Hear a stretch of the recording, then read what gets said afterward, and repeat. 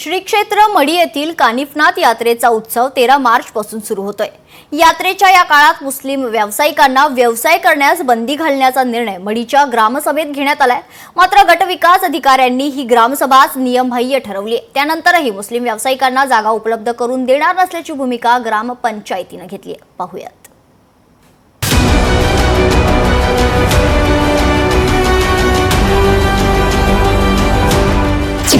ग्रामसभेच्या निर्णयाने मढीची यात्रा चर्चेत। ग्रामपंचायतीचा निर्णय प्रशासनाकडून रद्द।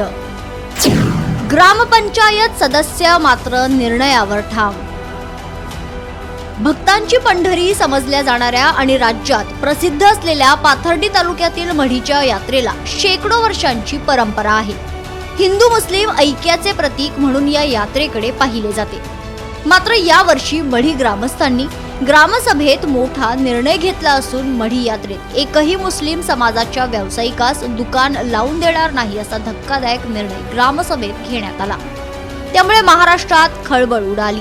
मात्र या निर्णयाविरोधात वंचित बहुजन आघाडी, राष्ट्रवादी शरद पवार गट आणि शिवसेना ठाकरे गटाने या निर्णयाविरोधात प्रशासनाला निवेदन दिले।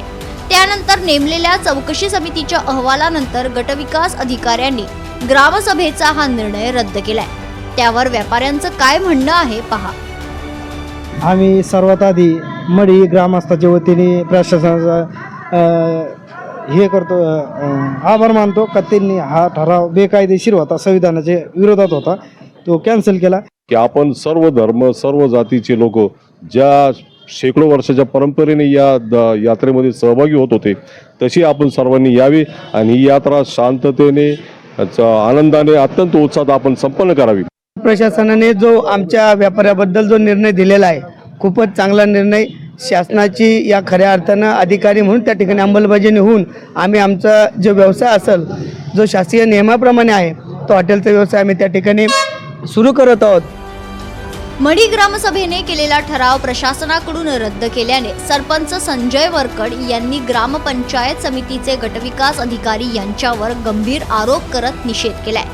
प्रशासनाने ठराव जरी रद्द केला असला तरी पुन्हा एकदा ग्रामसभा घेऊन हा ठराव आम्ही मंजूर करू असं त्यांनी म्हटलंय। कुठल्याही परिस्थितीत माझं त्या गटविकास अधिकाऱ्याला खुलं आव्हान आहे, तुमच्या अध्यक्षतेखालीच आता ग्रामसभा बोलवतो, 1000-2000 लोक या ग्रामसभेला मी बोलवतो आणि तुम्हीच तो ठराव संमत करा असं आव्हान या ठिकाणी करतो।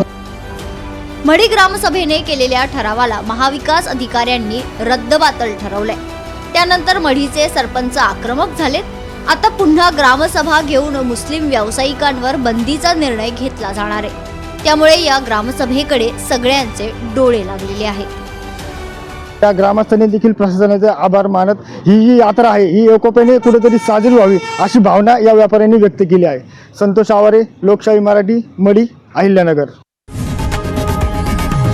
लोकशाही मराठी, ऐका, पहा, जागरूक रहा।